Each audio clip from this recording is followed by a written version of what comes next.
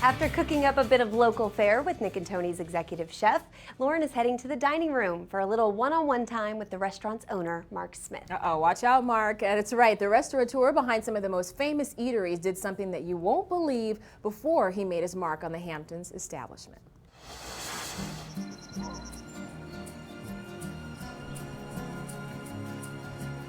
Nick and Toni's restaurant in East Hampton has been so hot for over 2 decades, and we are going to find out why. I'm hanging out with Mark Smith. Nice name, nice name, of Nick and Toni's. So what exactly is your job description here? Well, you know, when you get in the restaurant business, at least the way I got in the restaurant business, you start doing everything. I mean, from bussing tables to waiting tables to... And, you know, as we've grown as a company, I mean, originally it was just Nick and Toni's. You have 5 or 6? We have 5 now, 4 out here and 1 in Manhattan. And Nick and Toni's is sort of the mothership. You know the customers too. Absolutely. You know the customers. I mean, you always say hello, Lauren, you know, and as well as like everybody else that comes in. I mean, you get pretty much everyone here, basically. You know, you get the top journalists, the top celebrities, you know, just everyone, authors, just you name it, they come. And you would tell me, because Tony's was connected, Tony's father was Steve Ross? Steve Ross, who was chairman of Time Warner. And when Jeff and Tony, Nick and Tony, but it's really Jeff, opened the restaurant 24 years ago, Tony's father was around and he had a place out here. And he was very much connected in the movie business and music business, and a lot of people sort of looked up to him. He was a pioneer in a lot of respects. So he garnered these friendships with, you know, everybody from Faye Dunaway to Steven Spielberg. Because it's like you treat them like they're coming to your house almost. Yeah, exactly. And they feel comfortable, you know, people don't go up to the tables. And, you know, so it's very low key. So, you know, it does attract the Hamptons in the summer, attracts sort of all, you know, from captains of industry to, you know, film, whatever, music, art, which is nice in a way, you know, it's sort of exciting. I think a lot of people sort of get off on that. But, you know, like I said, we live out here year round and it's...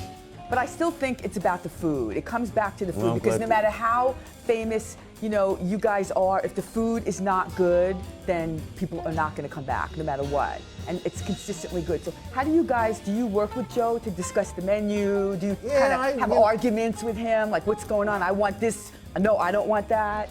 No, I don't believe we've ever had an argument. What'd you do before this? I used to make and manufacture and market socks.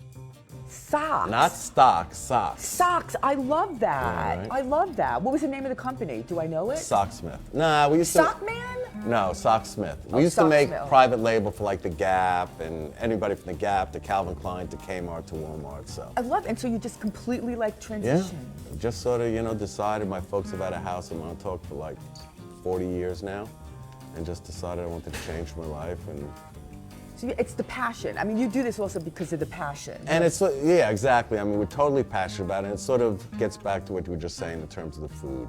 You know, we're passionate about what we do here. It is about the food for us at the end of the day, and the service and the customer experience, and less about the celebrity portion of that. But I'll talk to Joe, you know, what's in season now? Hey, what do you think about this? Or if I run into a fisherman friend of mine who's, you know, getting a lot of calamari or a particular type of fish, you know, say, hey, Joe, you know, so. How many people do you seat? How many people at one time? Well, in the winter, I would say probably 120. In the summertime would be porch and the patio. If the weather's good, we'd probably go up to close to 200. You know what's really nice also is the outside. You know, Beautiful. Under a nice night, you know, and it's interesting because it's a really different restaurant.